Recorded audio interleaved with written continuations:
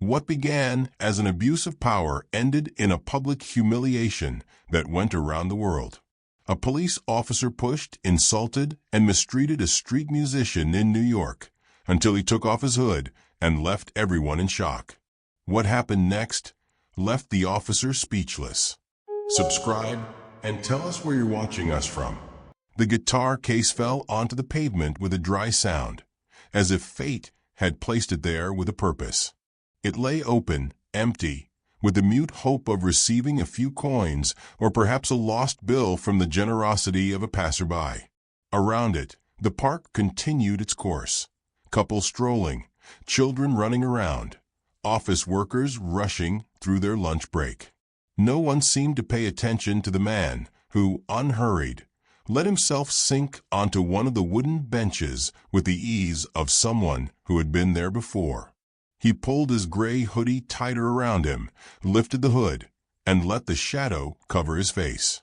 He lowered his head, letting his hair fall over his forehead, like a curtain separating him from the outside world. His fingers, slender and precise, took hold of the guitar with the familiarity of a lover who knows every inch of their beloved's body. Without further ado, he began to play. The first chord floated in the air, solitary, until it was followed by another and another, weaving a melancholic melody that slipped through the conversations and the city's noise. The notes vibrated with an almost hypnotic precision, as if the sound itself were telling a story no one else knew. A couple of people slowed their pace, their gazes curious, but without stopping completely. A few meters away, a police officer walked with the monotonous rhythm of someone who had traveled the same path 1,000 times.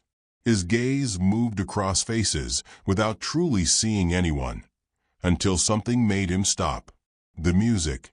Not the simplicity of a poorly played chord nor the clumsiness of an amateur, but the confidence of a professional. Something about that guitar made him turn his head, searching for the source of the sound. His eyes locked onto the hunched figure on the bench, the hood covering his face, the empty case at his feet. He frowned. Something about it didn't sit well with him. Officer Riley was used to routine. Nothing surprised him. Or at least, that's what he thought. But that afternoon, something put him on edge. He had passed through the park hundreds of times. A violinist here, a rapper there, even a mime making children laugh. But today was different. A hooded guy was playing the guitar, and he was damn good. Too good. And people were noticing. Within minutes, a small crowd began to gather. First, a couple of curious onlookers. Then 5, 10, 15. Riley frowned. The music wasn't the problem. The problem was the crowd. Too many people together meant chaos. And chaos was not welcome on his shift. He took a deep breath and moved forward. His presence was usually enough to disperse troublemakers. But this guy didn't even look up. He just kept playing, head down, as if Riley were invisible. That annoyed him. He stood in front of the musician and crossed his arms. The message was clear, stop. But the guy didn't even flinch. A murmur ran through the crowd. Riley felt a tingling at the back of his neck. This was getting out of hand. So he did what any officer with his authority would do. He took a step forward and, with a sharp gesture, ordered him to stop. But instead of obeying, the musician did something unexpected. He turned up the volume, and the air grew tense. Officer Riley clenched his jaw. His signal had been clear, but the damn musician simply ignored it. The sound of the guitar floated in the air, defying him. It wasn't just music. It was a provocation, a silent message that said, "You can't stop me." The crowd was no longer just a scattered group of curious onlookers. Now they were attentive, expectant. Someone murmured something. A stifled laugh escaped from somewhere, and Riley felt it like a slap. He didn't like being ignored. "I'm telling you one last time," he growled, leaning toward the musician. "Stop playing." The guy kept his head down, his fingers gliding over the strings as if the world around him didn't exist. But Riley noticed something, a small shift in posture, a slight tensing of the shoulders. The guy knew exactly what he was doing. The tension was thick, sticky. And then, the first sound that changed everything was heard. A click. Riley turned his head, and there they were. Phones. Multiple screens raised, glowing in the afternoon light. Recording. His stomach sank. Because in New York in the 21st century, a cop on camera meant only one thing: trouble. And this was just the beginning. The musician let his hands drop onto the strings, choking the last note into abrupt silence. For an instant, everything seemed frozen. The wind gently moved the hood of his worn-out coat. The murmur of the crowd faded, as if the entire world was holding its breath. Even the phones still recording seemed to have captured the pause in a kind of electric suspense. Then he looked up. His eyes scanned the officer's face. It was a heavy gaze, full of something indefinable. Anger? Defiance? Resignation? Hard to say. But what was clear was that he wasn't afraid. Officer Riley felt a shiver run down his spine. For some reason, the musician's stillness was more unsettling than any protest or shout. The guy sighed, a slow, deep exhalation that seemed to carry away the weight of the moment. And without saying a single word, he lowered his head again. He settled back onto the bench, with the same calm as if he had done it hundreds of times before, as if this were nothing more than another day, another ordinary afternoon in the park. His fingers returned to the strings. And then the music came back. Not as a concession, not as a challenge, simply as if nothing had happened. Officer Riley frowned. The sound of the guitar irritated him, even more so the musician's indifference. That damn calm, that air of not caring about anything, as if he were challenging him without saying a single word. He took a step forward. The crowd stirred, sensing the shift in his body language. A tense silence settled in, the kind of void that only happens when something is about to explode. Suddenly, in a sharp motion, Riley reached out and snatched the guitar. A collective gasp followed. Someone's phone slipped from their hands. The musician remained still for just a second. Then, as if his body reacted before his mind, he sprang to his feet. "Give it back." His voice was neither shaky nor aggressive. It was firm. Riley stepped back, holding the guitar as if it were evidence at a crime scene. The musician moved quickly, reaching to reclaim it. His fingers brushed against the wood before the officer sharply turned, pulling it out of reach. The crowd stirred. A woman murmured, "Oh my God." The cameras moved in closer. The scene was spiraling out of control. A shove came without warning. A dry, calculated burst of force that struck the musician in the chest. The musician staggered, his feet scraping against the pavement as his body sought balance. The bench behind him slid with a metallic screech. A murmur rippled through the crowd, low but dense. A sound that was more than just disapproval. It was indignation at a boiling point. The faces in the crowd shifted from surprise to restrained fury. The police officer, however, remained unfazed. His posture was still rigid, his jaw clenched. The musician took a deep breath, closed his eyes for a moment. Then he straightened calmly, as if the force of the shove hadn't been enough to knock him down. He extended his hand, not toward the officer, not toward the crowd, toward his guitar. He said nothing. He didn't need to. Because at that moment, the tension in the park became something more than just a confrontation. It became a scene that, within minutes, the whole world would see. The second shove was brutal. The blow caught him off guard, stronger, more violent. This time, he couldn't keep his balance. His legs stumbled against the bench, and he fell heavily onto it, the air escaping his lungs in a gasp. A hum of surprise rippled through the crowd. A heartbeat of silence before the storm. He closed his eyes for an instant, taking a deep breath.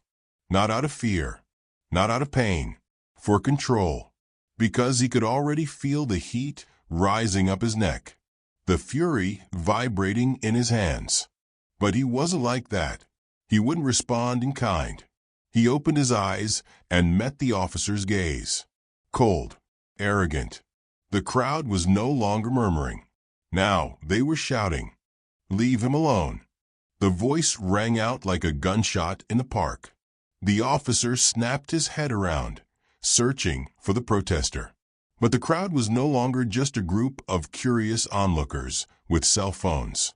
Now they were a seething swarm, an ocean of eyes judging him, challenging him. The officer frowned, took a deep breath, as if counting to 3. But the tension in his clenched jaw betrayed him. And then he did it.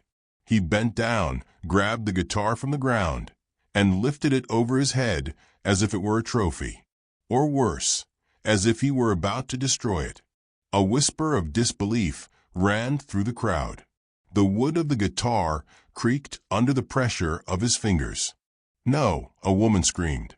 The musician, still seated, watched him in silence. His chest rose and fell in a slow, measured rhythm. He didn't flinch. He didn't argue. He simply stood up, slowly, calmly, as if he had all the time in the world. No sudden movements, no shouting, no defiance in his posture, only absolute calm. He brought both hands to his hood and, with a single motion, slid it back. And then the whole world seemed to stop. The noise of the park vanished. The voices, the murmurs, even the sound of the wind rustling through the trees, all of it dissolved into a dense silence, as if someone had pressed the pause button on reality. The officer blinked, confused. For a second, his brain refused to process what his eyes were seeing. But the crowd understood. A man in the front row clapped both hands over his mouth. A woman froze, her phone halfway raised. A teenager, with massive headphones hanging around his neck, dropped his soda can. Recognition struck like lightning. A second of disbelief. 2 seconds of absolute astonishment. And then a scream tore through the silence. "It's Justin Bieber." It couldn't be. It didn't make sense. The scruffy musician, the guy in the worn-out hoodie and ripped jeans, couldn't be Justin Bieber. It was impossible. And yet there he was. The face, now unmistakable, looked at him with absolute calm. Neither fury nor fear, just a serene intensity that pierced through his mask of authority like a sheet of paper. The officer felt a lump in his throat. "It can't be," he murmured, almost without realizing it. But it was. Justin didn't say a word. He didn't need to. He simply looked at him.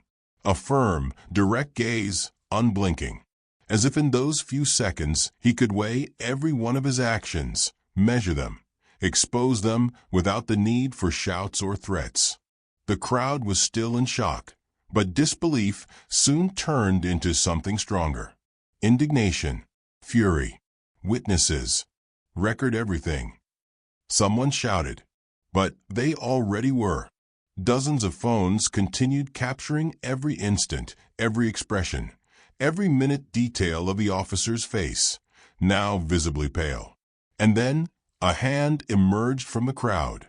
A tall man, wearing a leather jacket and a Yankees cap, stepped forward and raised his phone. "Look at this, officer." The officer hesitated. The video on the screen already had thousands of views. It was him, snatching the guitar, pushing him, humiliating him. Cold sweat ran down his back. The whole world was watching. The crowd kept growing, like a wildfire fueled by the wind. The news spread among passers-by, park joggers, cyclists who came to a sudden stop to see what was happening. "Is that Justin Bieber?" a woman asked, stunned. But in the midst of all that whirlwind of voices, the officer froze. The weight of the guitar in his hands felt unbearable. He lowered it slowly, almost unconsciously, as if doing so could erase the disaster he had gotten himself into. But no, the damage was done. The videos were already on the internet. His career, his reputation, everything was hanging by a thread. His mind tried to process it, to find a way out, to come up with some way to regain control. But there was no control. Just him and his mistake exposed to the world. The officer felt the heat of the crowd closing in. It was too much. One thing was controlling a situation. A completely different one was being the villain in an enraged crowd. He knew how to handle a suspect. He knew how to deal with resistance. But this was something entirely different. And then the inevitable happened.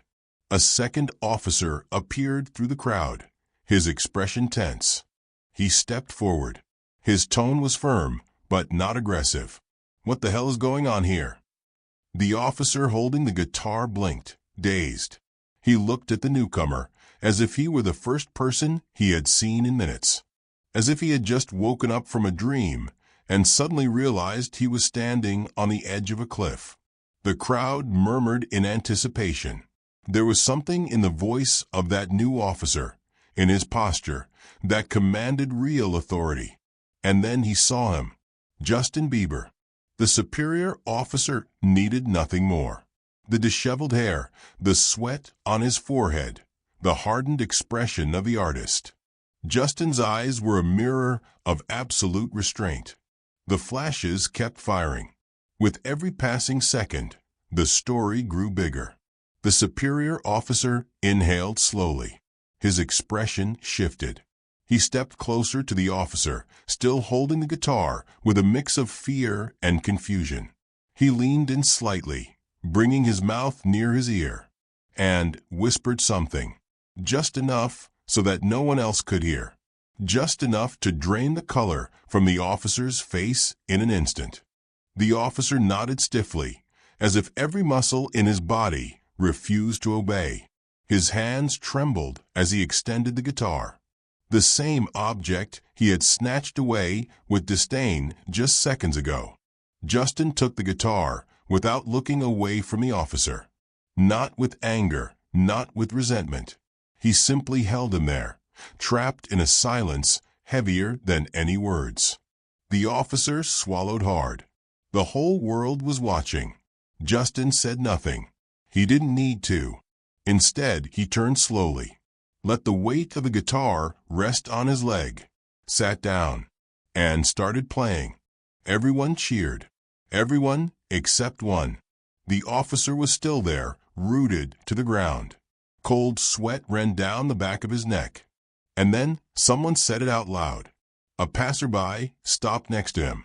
An older man, wearing glasses and a worn leather jacket. He looked him up and down, as if he were evaluating a piece of trash on the sidewalk. And with a calm voice, almost pitying, he dropped the words that shattered him completely. "You just attacked Justin Bieber in public." The video exploded online. Twitter, Instagram, TikTok. Within minutes, it was no longer an incident in a New York park. It was a global scandal. People didn't just see a cop assaulting a musician. They saw abuse of power live. And worst of all, the one being abused was Justin Bieber. The police chief woke up to the sound of his phone vibrating nonstop. An urgent call. "What the hell is going on?" He growled, half asleep. "Sir, we have a serious problem." The voice on the other end sounded tense. Too tense. "Tell me quickly." "One of ours attacked Justin Bieber. In public." He froze. It couldn't be true. But it was. In the park, Justin Bieber kept playing. When he finished, silence fell. Then Justin Bieber stood up. Flashes exploded in his face. Microphones emerged from the crowd like spears, pushed forward desperately. Every reporter wanted to be the first to get a statement. "Justin, Are you going to press charges? The question shot out from the mouth of a journalist in a gray jacket, stretching his arm as if his life depended on it. Silence. Justin blinked. He hadn't thought about it. The adrenaline of the moment, the contained anger, the sound of the guitar still vibrating in his head. Everything came to a sudden halt. The officer. Justin turned his head, looking for him. There he was, paralyzed. The man who had pushed him, who had tried to humiliate him, now looked like the real beggar. His uniform was disheveled, his hands tense at his sides. It was the face of someone who had just lost everything and didn't even know it yet. Justin hesitated, and before he could open his mouth, a new voice broke the moment. It doesn't matter what he decides. This is a crime. A man in a blue suit stepped forward through the crowd with a chilling calm. His gaze was sharp, like someone who could smell blood in the water. "I'm a lawyer," he said, slipping his hands into his pockets. "And what just happened here?" He looked at the officer, then at Justin. "Cannot be ignored." Riley took a step back, as if searching for an escape. Justin took a deep breath. It was his turn to speak. The air grew heavy, dense. The crowd, which minutes ago had been shouting in outrage, now remained silent. The moment had arrived. The senior officer, a man in his 50s with a face hardened by years of service, walked through the people. His boots echoed on the asphalt as if each step marked the end of an era. He stopped in front of the offending officer. He looked at him, long cold. "Hand over your badge and your gun. Now." A murmur ran through the crowd. The officer swallowed hard. His skin, usually weathered, now looked like paper. Pale, fragile. For a moment, Justin thought the guy was going to refuse, that he would do something stupid. But no. The man lowered his gaze and, with trembling hands, unfastened the badge from his uniform. The metallic sound as it fell into the superior's palm was like a gunshot in the park. Then the gun. The officer drew it slowly, not like an official handing over his equipment, but like a man surrendering. He placed it in the superior's hands without saying a word. He knew that anything he said would only make things worse. In the distance, a siren shattered the tension. The patrol car sped into the park, stopping abruptly. 2 officers got out immediately. One of them, a man with a sturdy build, looked at the officer without a shred of sympathy. "Let's go." There was no struggle, no resistance. The officer simply let his shoulders drop and walked between the 2 agents. The crowd stepped aside to clear a path for them. But no one, absolutely no one, stopped recording. The man who abused his power now had none. Justin took a deep breath. His eyes scanned the crowd before him.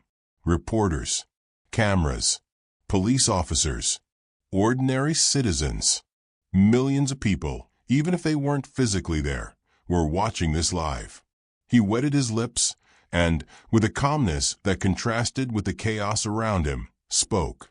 "Police violence is not a mistake. It's a choice." He let the words settle before continuing. "And choices have consequences." Silence. "This is not just about me.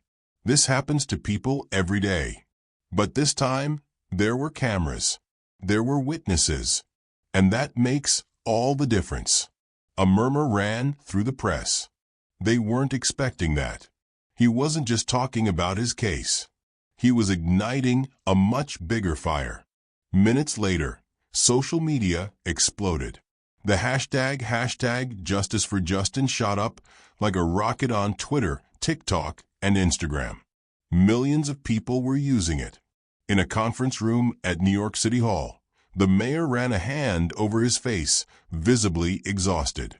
In front of him, a team of advisors debated frantically about how to handle the crisis.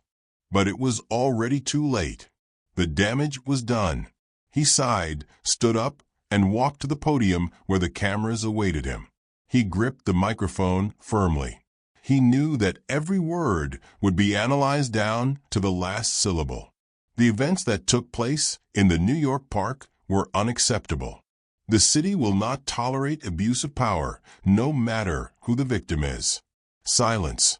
Every television, every phone, every live broadcast. Everyone was listening, and this story was far from over. The man in the gray suit looked at the documents on the table with the concentration of a surgeon before an operation. Names, dates, places, all victims of the same police officer. "How many cases do we have so far?" he asked without looking up.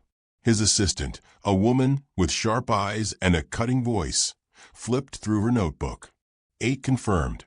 4 more in the process of verification. All with a similar pattern: abuse of authority, excessive use of force, threats. The lawyer exhaled slowly. This is no longer a case. It's a criminal file. He picked up his phone and dialed. "We need all these people to speak. This is just the beginning." The conference room at the New York Police Department was packed, heavy with tension. In the center, the police chief, a man with a stone-like face and a severe expression, adjusted his tie before speaking. "After internal investigation, we have decided to suspend the officer involved in the incident indefinitely." A burst of murmurs rippled through the room. A journalist raised her voice. "Why hasn't he been fired yet?" The police chief placed both hands on the podium. "Because the investigation is still ongoing. If we find more evidence, we will take more severe measures." Another journalist stepped forward. "Is it true that there are more complaints against the officer?" The police chief hesitated. A dangerous pause. "I will not comment on ongoing investigations."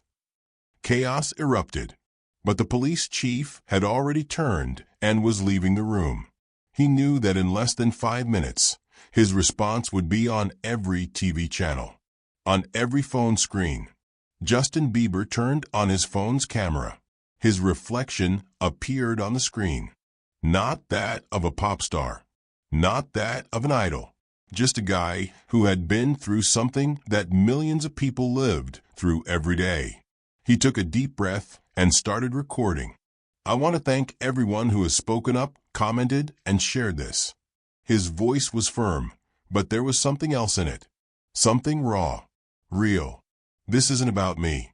It's about making sure this never happens again." He paused. "This isn't over." He ended the recording, uploaded the video, and waited. Though deep down, he already knew what was going to happen. The sun had barely risen when firm knocks echoed against the door of a modest apartment in Brooklyn. New York police. "Open the door." On the other side, the former officer took a deep breath. He knew it. He had spent days waiting for this moment, his phone full of messages from former colleagues who, at best, ignored him and, at worst, warned him that he was on his own. Barefoot and with a wrinkled shirt, he walked to the door and cracked it open. "What's going on, officer?" The detective in front of him, a man with an impassive expression, didn't take the bait. "Riley Malone, you are under arrest for assault and abuse of authority." Malone's breathing quickened. "This is insane. I was suspended, but—" "Turn around and put your hands behind your back." The cold handcuffs snapping shut around his wrists confirmed that his career, his life, had just completely fallen apart. The trial began 3 days later. The courtroom was packed. In the front row, a team of lawyers organized their papers. In the second, journalists and cameras prepared to broadcast every word, every expression. And on the far right, wearing a black hoodie and dark sunglasses, Justin Bieber watched in silence. The prosecutor stood up. "Your Honor, the state will present multiple videos recorded by witnesses that show the assault in real time." The scene everyone had seen on the internet appeared on the screen. The judge adjusted his glasses. The jury tilted their heads. And Malone closed his eyes. Here we can see the defendant snatching the guitar from the victim. Here, pushing him without provocation. And here, ignoring the crowd's outcries. One by one, the videos showed what had happened from different angles. No editing. No excuses. The prosecution didn't need more words. The evidence spoke for itself. The bailiff called the next witness on the list. Justin Bieber. The murmurs in the courtroom grew louder. Justin stood up, took off his sunglasses, and walked to the stand. He looked directly at the man who had assaulted him. Malone looked away. "Mr. Bieber," the prosecutor said, "tell us what happened that day in the park." Justin took a breath. "I was just playing music." His voice was firm, steady. "I did it because I love music. Because I always have. And that day, for a moment, I wasn't a star. Just a street musician." He turned toward the jury. "But this man saw me as a problem." The courtroom fell into absolute silence. "He didn't push me because I broke the law. He didn't push me because I was doing something wrong. He pushed me because he could." Justin let his words settle. Then he looked directly at the jury. How many times has he done this before? No one moved. No one breathed. Because in that moment, everyone knew the answer. The silence in the courtroom was suffocating. The jury had been deliberating for 6 hours. Outside, journalists broadcasted live, and social media was ablaze with speculation. Malone, his suit wrinkled and his jaw clenched, stared intently at the table in front of him. He refused to lift his gaze, to face the expectant crowd, to meet the blank expression of Justin Bieber in the front row. Finally, the sound of the door opening made everyone turn their heads. The jury had reached a decision. A woman with graying hair and a calm expression stood up, holding a piece of paper in her hands. "Your Honor, we have reached a verdict." The judge nodded. "What is your decision?" The woman took a breath. "We find the defendant, Riley Malone, guilty of excessive use of force." A wave of murmurs rippled through the room. Someone in the back let out a muffled yes. Malone closed his eyes. He had expected this. But a part of him, the same part that for years had believed he was above the law, clung to the illusion of an acquittal. Reality hit him hard. Silence in the courtroom. The judge's voice cut through the noise. Then he turned to Malone. "The defendant will stand." Malone forced himself to his feet. "The court has reviewed the evidence. The recordings, the testimonies, the blatant abuse of authority in every second of the video." The judge paused, his gaze piercing him. "Riley Malone, you are sentenced to 2 years of community service and a compensation payment of $50,000 to the victim." Malone felt his body collapse from within. He wouldn't go to prison, but the message was clear. His life as a police officer was over. The judge struck his gavel. Case closed. The room erupted in murmurs. Camera flashes illuminated Malone's face as he slumped into his seat, while his lawyer murmured something he didn't even hear. On the other side of the courtroom, Justin Bieber stood up without saying a word. He put on his dark glasses and walked out without looking back. Hours later, in a building in Brooklyn, Justin Bieber sat in a room with a group of people. Men and women of different ages, different stories, but a common pain. Victims of police abuse. A young woman with dark skin, scars on her arms, spoke up. "It's always the same. They tell us we're exaggerating, that it's not that serious. But when it happens to you..." Justin nodded. "I understand." An older man wearing a black beret leaned forward in his seat. "It's not just justice we want. We want this to stop happening." Justin took a deep breath. He understood them, because he too had been reduced to nothing with a single shove. Because in that moment, he hadn't been a star. He had been just another man on the ground. I don't want this to happen again either, he said firmly. And I'm going to do something about it. All eyes turned to him. What happened to me was public, but what about you? What about those no one sees? The murmurs stopped. Justin leaned on the table. I want to tell your stories. Silence. Then a woman in the corner smiled. And, one by one, the others began to nod. A year had passed. The streets of New York remained the same. The park, where everything happened, looked identical. But the world was no longer the same. Not for Justin. Not for Malone. The press conference was scheduled for 10 a.m. in a small rented auditorium in Manhattan. It wasn't a high-profile event. There wasn't a crowd waiting outside. But the right cameras were there. Malone stood at the podium. The man who once thought himself untouchable now looked like a ghost of his former self. His once neat hair showed gray strands. His cheap suit looked borrowed. His eyes scanned the room with the insecurity of someone who knew that every word he spoke could be a mistake. He took a deep breath. I'm here because I have something to say. The flashes went off. A year ago, I made decisions that I deeply regret. I was driven by arrogance, by power, by the false idea that I was above others. But I was wrong. A murmur ran through the room. I have no excuses. I won't justify what I did. I was violent. I was abusive. And that violence didn't just affect Justin Bieber, but every person who has ever suffered the same and didn't have a camera to defend them. The tension in the air was palpable.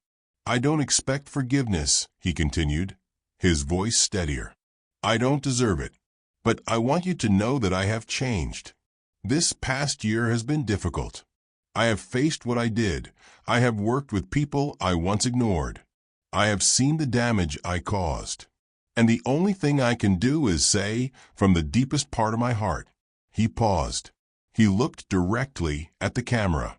I'm sorry. Absolute silence. And then a door at the back opened. The murmurs grew louder. The flashes doubled. Justin Bieber had just entered. He was dressed simply, wearing a dark cap and black sunglasses. Expressionless. He walked unhurriedly down the side aisle and stopped at the center of the room, staring at Malone. For the first time in a year, the former officer looked him in the eyes. There was no rage in Justin's expression. No anger, no bottled-up fury, no satisfaction. Only emptiness. The tension stretched to the unbearable. Everyone was waiting for something. A response. A word. A gesture. But Justin said nothing. Not a movement. Not a single blink of recognition. He calmly turned his back on Malone and walked toward the exit. The silence was deafening. The sound of his footsteps on the wooden floor seemed to echo through every corner of the room. And then he was gone. The door closed behind him, leaving Malone standing still, swallowing his own guilt. The video of the apology went viral within minutes. The headlines exploded. Justin Bieber ignores ex-officer's apology. Malone admits guilt but finds no redemption. If this story moved you, subscribe and hit the bell so you don't miss more inspiring content. Share this video with friends and family who need to see stories that challenge perspectives and leave an indelible mark. Explore our channel to discover stories that inspire and transform. Until the next video. Is an apology enough? Social media wasted no time doing its thing. The case was now history, but not forgotten. The images of the incident still floated around the internet, reminding the world what abuse of power and justice meant in the digital age. Justin Bieber never spoke about the matter, never commented on the apology, never explained his silence, because he didn't have to.